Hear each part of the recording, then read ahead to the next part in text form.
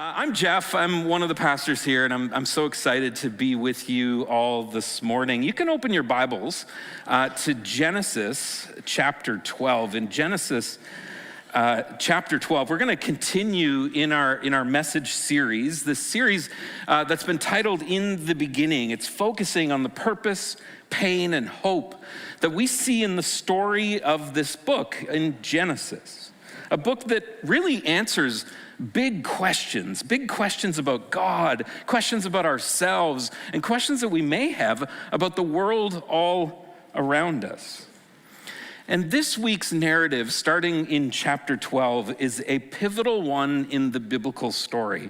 Up to this point, so much so that up to this point, in the midst of a garden, God has been working with humanity, giving us grace through opportunities of redemption.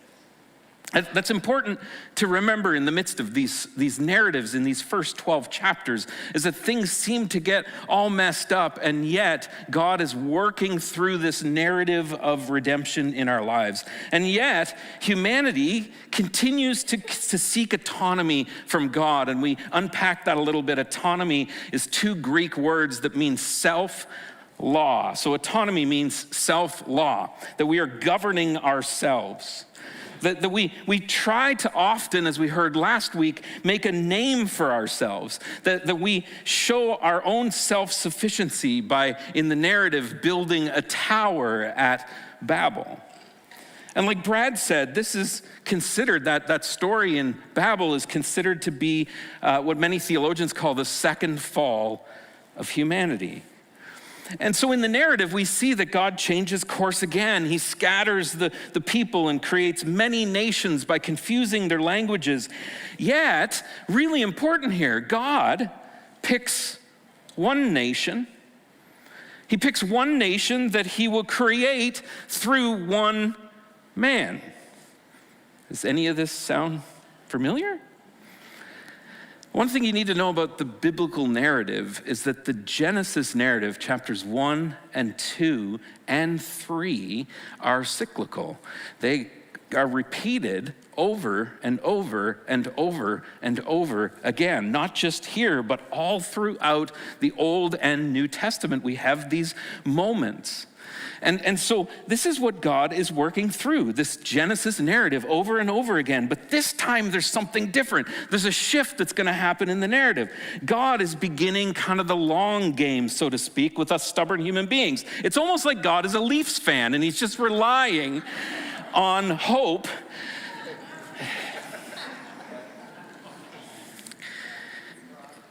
In Genesis chapter 2, chapter 12. Now I'm getting lip, eh?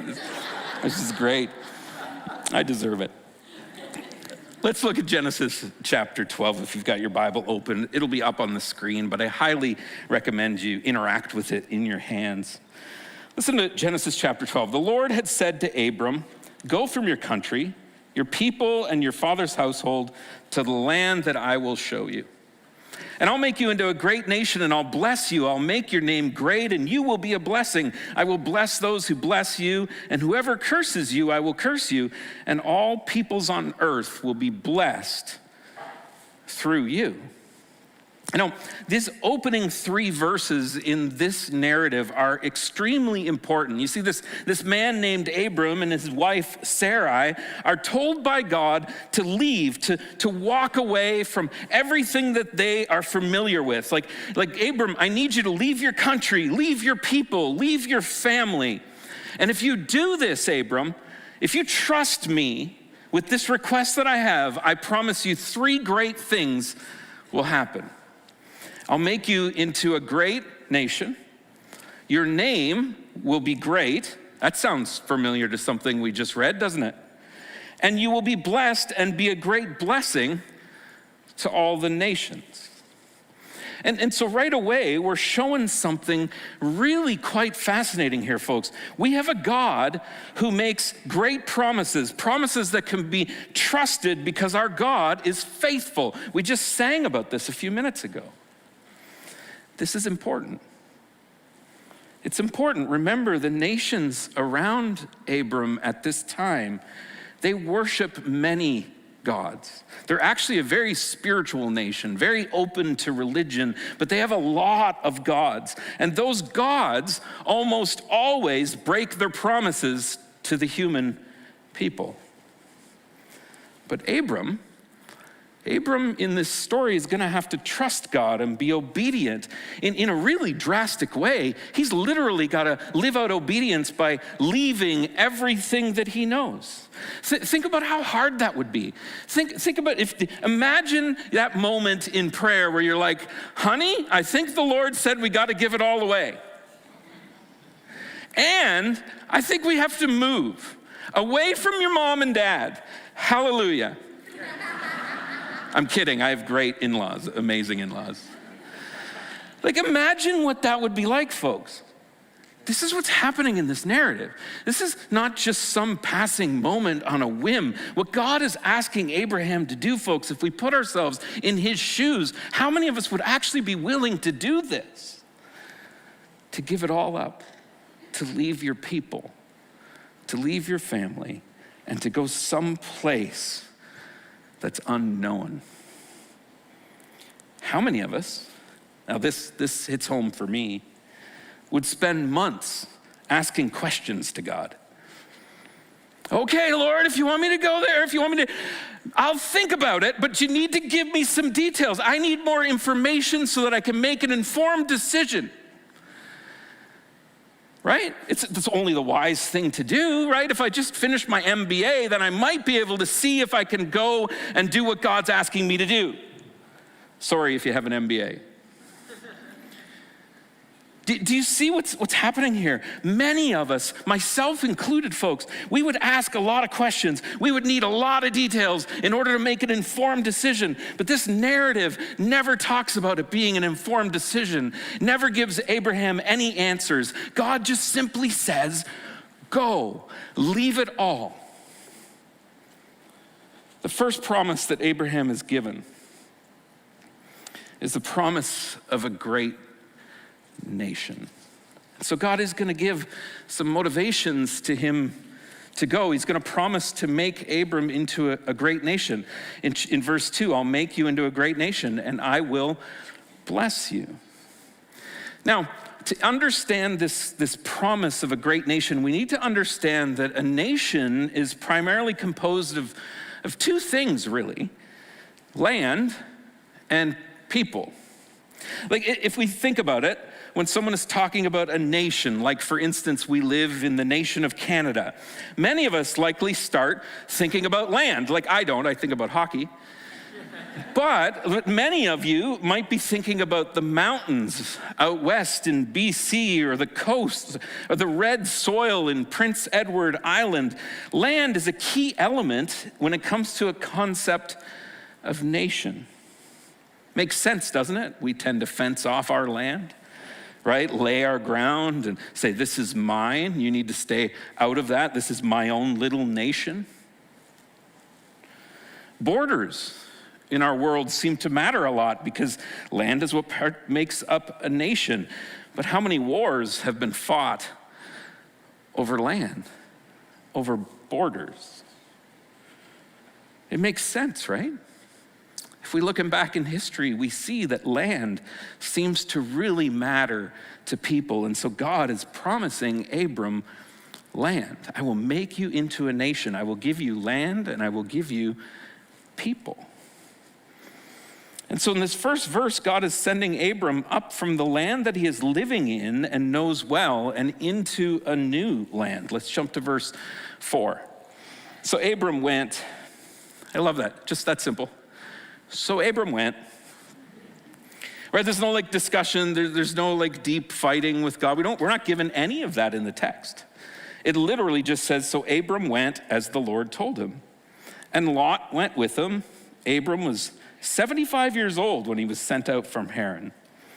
He took his wife Sarai, his nephew Lot, all the possessions he had accumulated, and the people that they had acquired in Haran, and they were sent out for the land of Canaan. And they arrived there. In order to grasp the biblical narrative, understand the land of Canaan. I believe they're going to be talking about it next week. Abram traveled through the land as far as the site of the great tree of Moreh at Shechem. There's a tree again. Another important thing to notice.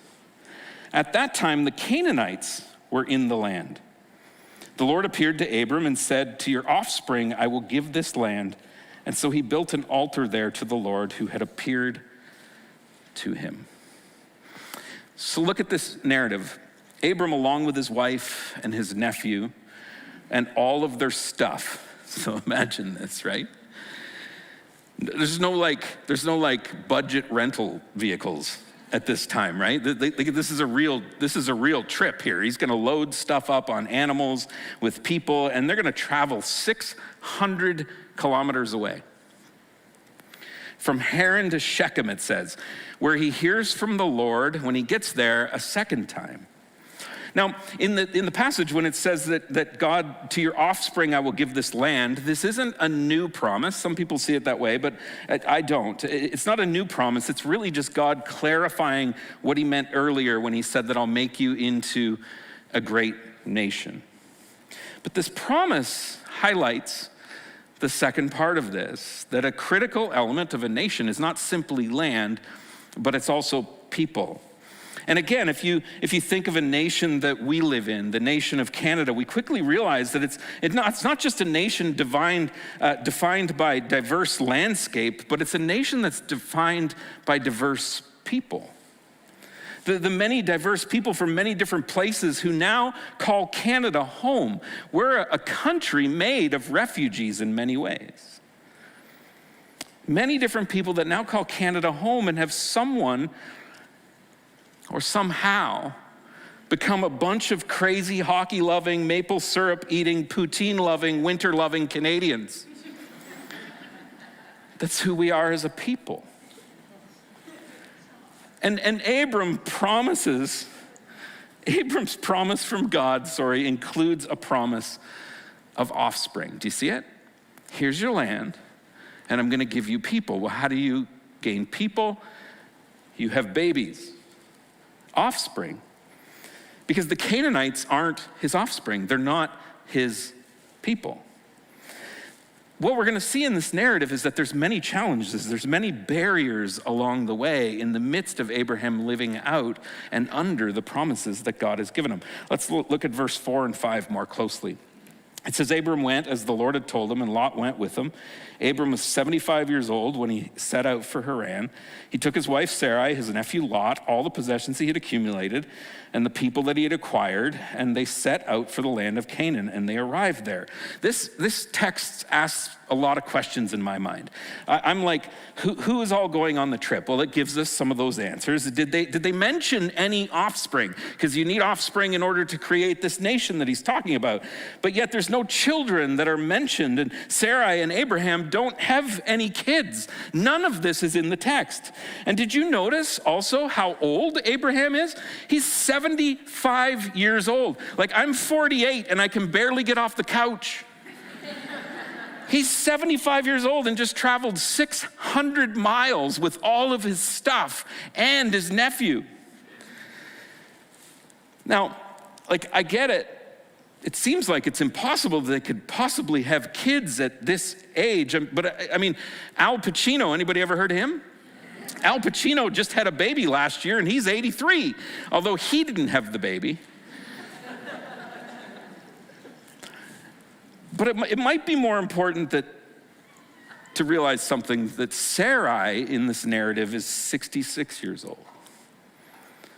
So at 75 and 66, they have no children, and they have no modern technologies that could even possibly help that along the way. Not only is there an obstacle for this promise of a great nation in terms of people, but there's also a problem of land. And so we have two challenges here. The two things that make up a great nation and is land and people, and Abram really has neither of those.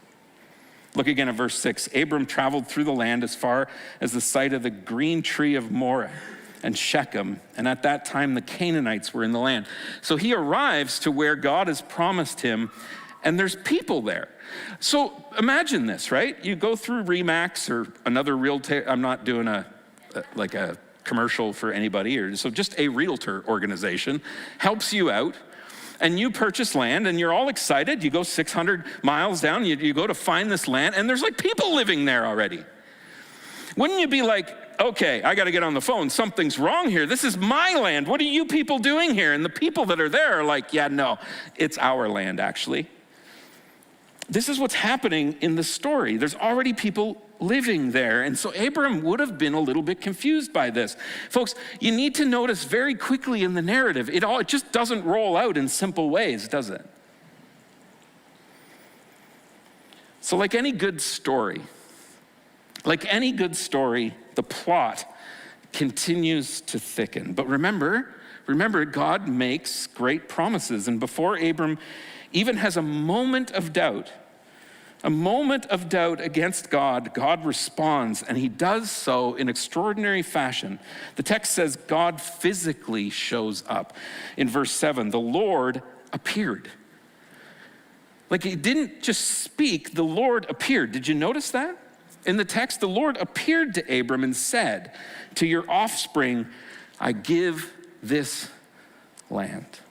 So a land that's already occupied by people. Like, think about this. The big question along the way in Abram's story is, what will Abram do with the obstacles that he faces along the way? Will he respond with faith, or will he live in fear? In this case, we read the answer to that in verse 7. So he built an altar there to the Lord who had appeared to him. We see that in this chapter 12, Abram starts off strong. He's doing pretty good. He says, yes, I'll go, and he goes, and he's walking through this, and he builds an altar, and he's worshiping God. He responds to this powerful demonstration and confirmation of God's promise to him by worshiping the Lord.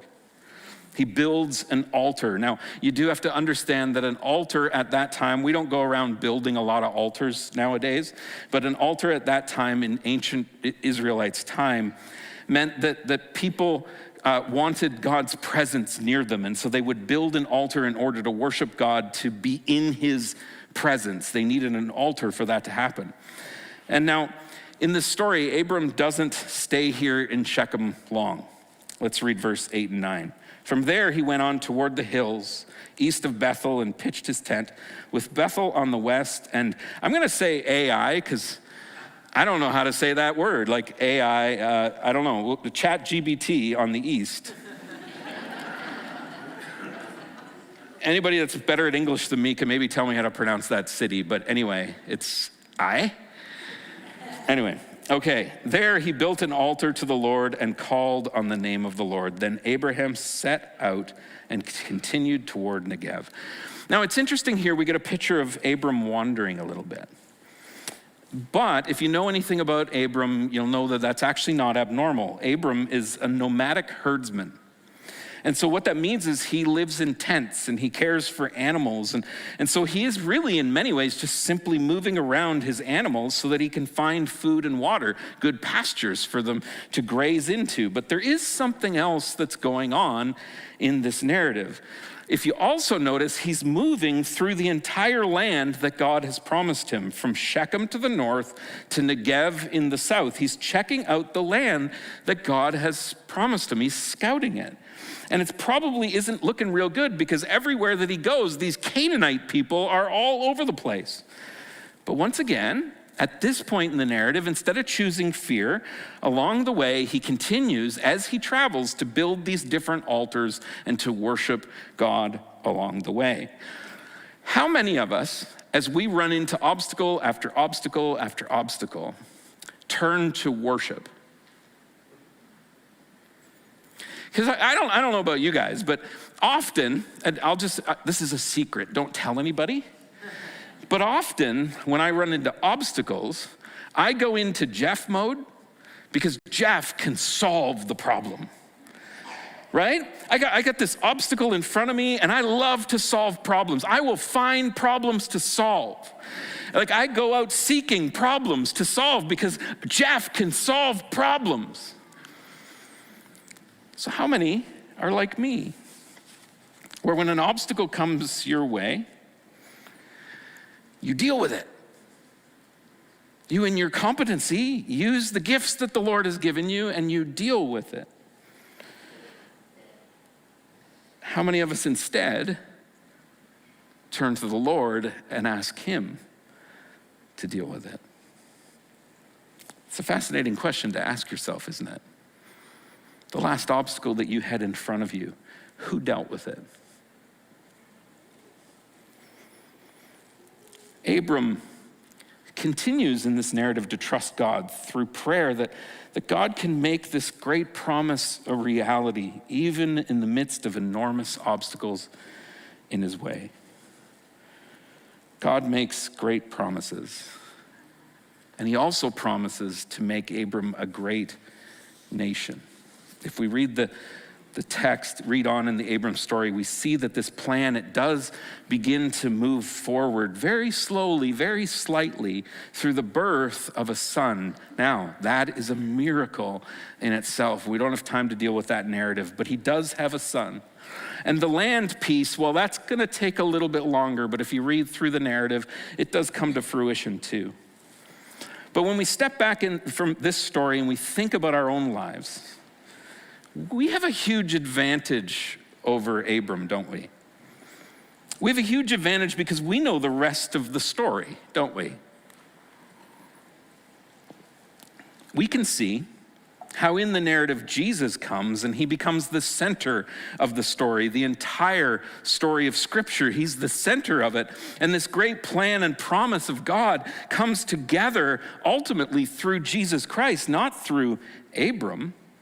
But what's more amazing is that Jesus actually wants to extend this story in Genesis chapter 12. He wants to extend this story to you and I, to his church. Listen to what Peter says in 1 Peter chapter 2, verse 9. He says, but you are a chosen people. So Abram and the Israelites become the chosen people. And what Peter's saying is you and I, us Gentiles, the people who really don't belong in any of this, well, you're actually chosen people too. You're a royal priesthood, a holy nation, God's special possession, that you may declare the praises of him who called you out of darkness into this wonderful light. Do you see how the New Testament connects the Old Testament narrative of Abraham to you and to I? Jesus is inviting you and I to be part of this promise that he's given to Abram, this great holy nation, by responding in faith, just as Abram does. And Paul, he makes this exceedingly clear in Galatians chapter 3, where he actually says that we are children of Abraham, that we are his seed. But I gotta warn you, being invited into this calling, being invited into this narrative through Christ and his death and his resurrection, it doesn't come without its obstacles. Just like Abram. So this is how we can learn from this story. Despite everything, we can choose, like Abram, to trust God. We can commit ourselves to a desire for God's presence and choose faith over fear, or we can do it on our own. We can choose self-law, autonomy instead.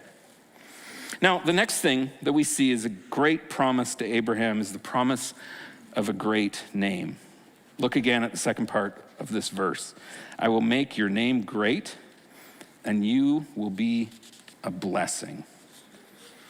How many people focus on the your name great part over the blessing part?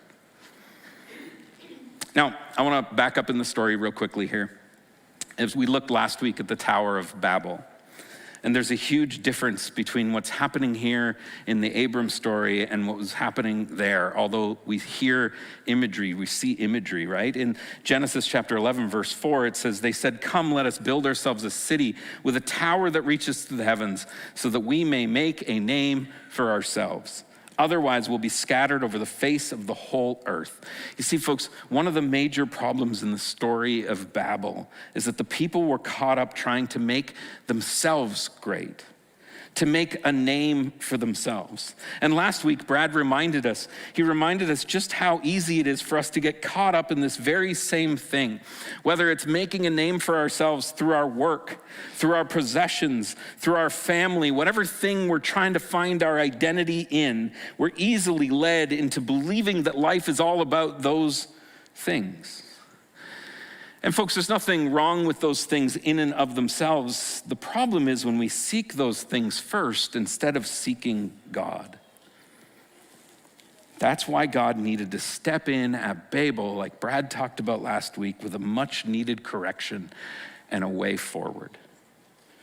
So what's so important about the promise of a great name in Abram's story? It's that he is giving it. God is giving this name to Abram. And just like we said when we were talking about Noah, Abram is not receiving this favor from God because Abram's special, because Abram's important, because Abram is super confident. It's simply a gift of grace from God. What we see so often in the scriptures is that God honors those who honor him, who love him, who are willing to live in obedience to him.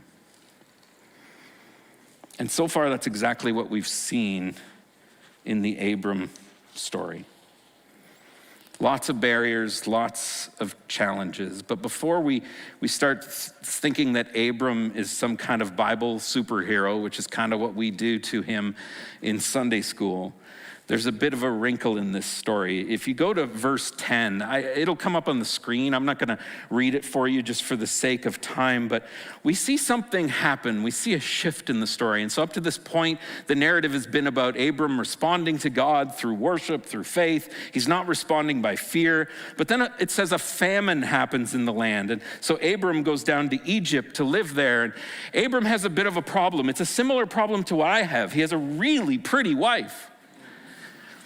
And so Abram decides that he's going to deal with this because he can't really trust God. Like if he goes into Egypt, they're going to think that his wife is really attractive. And in those times, the Pharaoh, as we see in this story, is going to just want to take that pretty girl and make her his wife. And so then they'll mistreat Abram and they'll kill him. And so the best way to manipulate this situation, because manipulation always gets you what you want, is to lie. Now, it's only kind of a half lie because Sarai really was his half sister, which is kind of creepy and weird. But in that time, it wasn't so creepy and weird, and we're just not going to get into all of that. But it goes well and it doesn't go well, right? This famine, it seems to have broken Abram's pattern a little bit. Up until now, he's been trusting God, and now he's afraid of starving. He's afraid of death. And we start to see what decision-making looks like when you make decisions out of fear instead of faith. Because you see, when you make decisions out of fear instead of faith, well, you tell half-truths. Well, you take things into your own hands and you try to control them, and they never equal worship.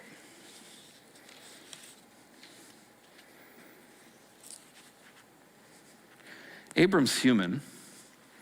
He's human like the rest of us, and he has the same temptation of living life under self-law that we struggle with. When things get scary in life, we tend to fall into that temptation. Like they say that if you want to know what a person's really like, see how they act under stress, right? Personally, folks, I'm kind of glad that this story exists. Because early on in the Abram narrative, I was like really kind of annoyed with the guy, right? If you read this, by faith he does this, and by faith he does this, and he just leaves everything, and he does this, and I'm like, you gotta be kidding me. Like, what is this trying to tell me? There's no way anybody could ever possibly live this way. And so I'm encouraged that there's stories of brokenness, there's stories of failure, there's stories that show us that these Bible characters are not some superhero. They're actually human beings just like us that struggle with self-law just like everybody else, and they make good decisions sometimes and they make bad decisions sometimes. But I'm encouraged to know that even through Abram, Moses, David, you name them, everyone except Jesus has had some sort of moment of mess up in their story. And despite that, we see God loving them, God extending grace for them, God caring for them, and continuing to use them. It gives me hope for a wretch like me. Now, the final thing that we'll see in this story is God's great promise to Abram is the promise of a great blessing. Now, the word blessing. What a misused, messed up word in the church in so many ways. Let's go back to our main passage in verses 2-3. You'll notice the word blessing jumps off the page as it's repeated 5 times. And we're going to help with that because we made it bold. Fancy, eh? I will make you into a great nation, and I will bless you.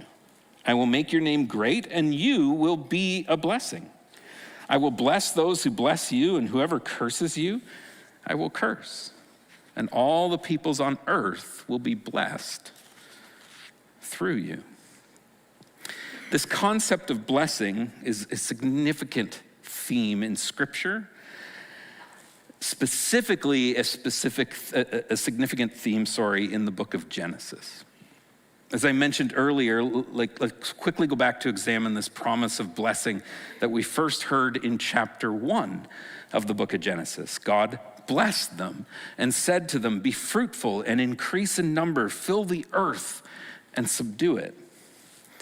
You see, for them, God's blessing looked like what the Hebrew people called shalom. We've talked about this. It's the finding a peace that only God's presence can bring. But then sin steps into this whole shalom picture and it interrupts things, turning blessing often into curse. But as we've already seen, God taking steps again and again and again to restore the relationships and this blessing that he's going to once again give through Abram. God chooses Abram and he promises a nation to bring blessing to the world. Think about that statement.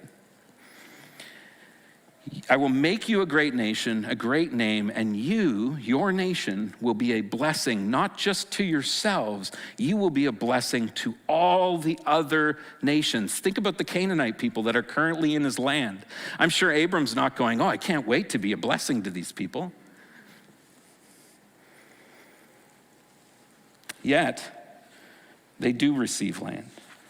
They do multiply as people. But that's not the fulfillment of the blessing the way the scriptures present it. Jesus is the ultimate fulfillment of the Abrahamic promise. I'll say that again. You got to fast forward in the story to the ultimate fulfillment of the Abrahamic covenant. The promise that God made to Abraham is found through Jesus, because Jesus is the seed of Abraham and through whom the promise of universal blessing will flow. In other words, his church. His church, the church of Christ, with Christ at the head, is to represent this blessing to all of the nations. We folks are called, you and I, to bless others with the grace of Jesus Christ as we announce the good news of his kingdom now and his kingdom to come. And so as we close today, let's go back to the very, very beginning of this passage in Genesis chapter 12. The story, folks, starts with something. It starts with invitation. It starts with Abram being called out of comfort, out of what is known and into the unknown. He's called to give up everything, to leave everything behind. Listen to how the book of Hebrews captures this in chapter 11. It says, by faith, Abraham was called to go to a place he would later receive as his inheritance. He obeyed and he went, even though he did not know where he was going. By faith, he made his home in the promised land like a stranger in a foreign country. He lived in tents, as did Isaac and Jacob, who were heirs with him of the same promise. For he was looking forward to the city with foundations, whose architect and builder is God. And what the author of Hebrews is referring to there is all the way into chapter 22 to 24 of the book of Revelation. You see, folks, this story teaches us something. Faith and fear don't go together. Faith and fear don't go together. Often God calls us to give up something in order to truly find peace. And Abram is a great example of faith in the scriptures. It wasn't perfect. That's so important to know and to understand. Faith isn't always perfect. You will mess it up at times. Yet, we see Abraham still building an altar and worshiping God because God's presence in his life is really important to him. God's presence and his faithful promises are given to each of us, folks, each of us through Jesus Christ, if we're willing to step out in faith and conquer our fear of failure and the unknown in order to be a blessing, to live our lives in the presence of the creator of all things. Folks, this Abraham story resonates with me really deeply. Has anybody here ever had an Abraham moment? Like that moment where you're just like at your end's wit, and God just sort of shows up and calls you to do something. And the thing that he's calling you to do is totally uncomfortable, doesn't make any sense. Has anybody here ever had one of those moments? When I was younger, almost 20 years ago now, I had left ministry. So I had already been in ministry, been a youth pastor in a large church. And I left ministry because, being a youth pastor in a large church, when they pay you $15,000 a year, it's pretty hard to support the two kids that you have, one with medical issues and challenges. And so Carrie and I at this time are married. We have 2 out of 3 kids. 2 of them are sitting right there. And they're little, and Julia is struggling with medical challenges. And so we're like, I gotta get a real job.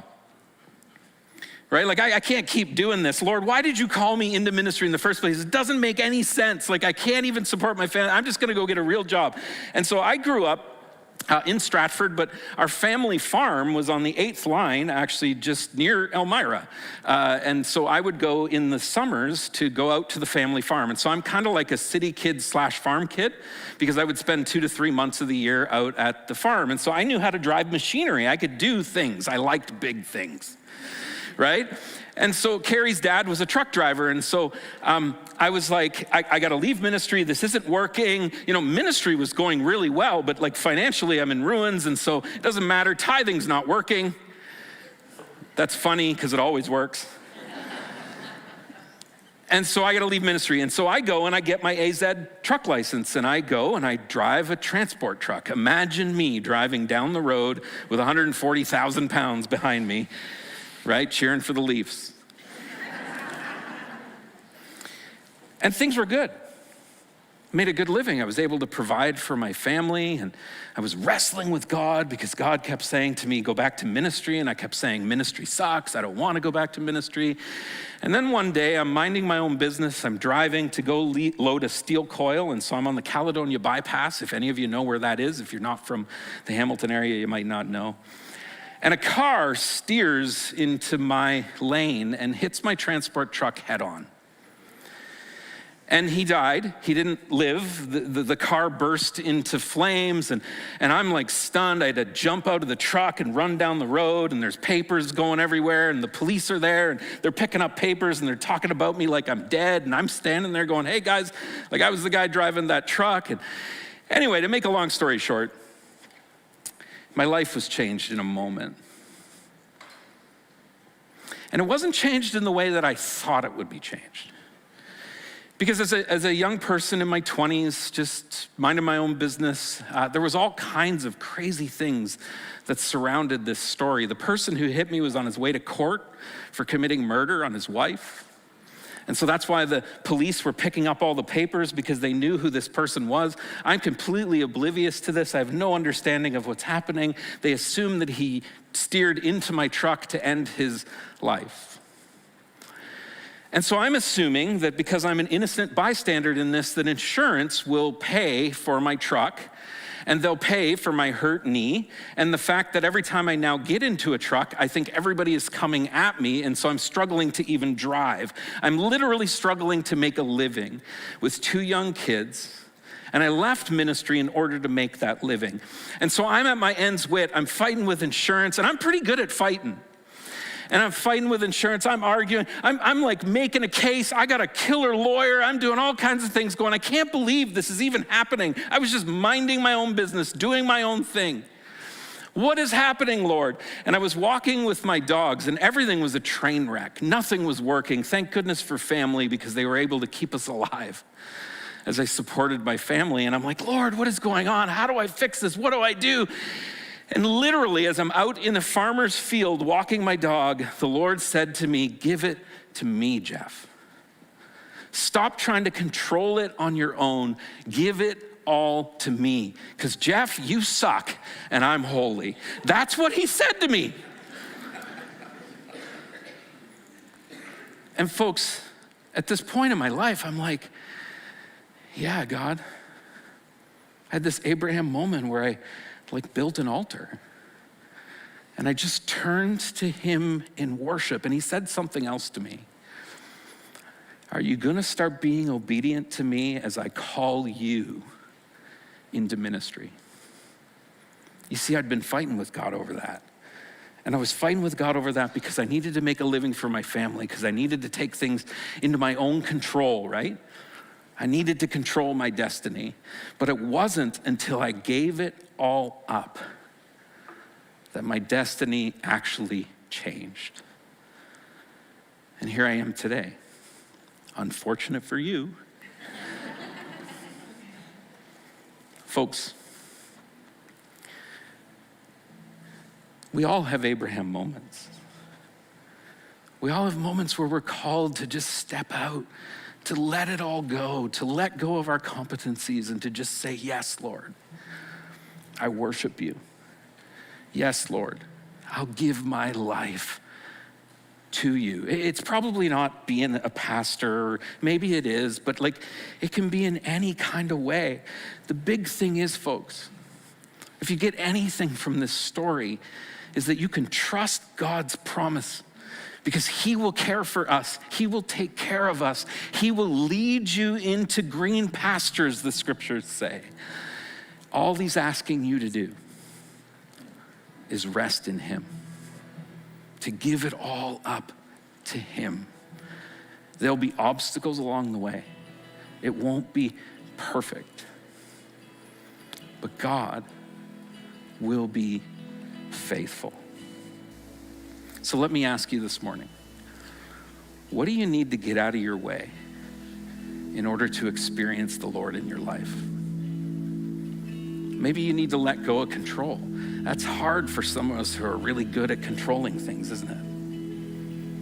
Maybe we just need to step through doorways that we don't know what's on the other side, but we can just trust the Lord and take that step of faith to function out of faith and abundance rather than fear and scarcity. Because that's what the Lord calls us to. So what do you need to let go of? What do you need to get out of the way? As we turn to worship this morning, folks, I want to just call you to ask and seek the Lord of what that thing is and ask him to remove it. And take that step, that unknown step of faith.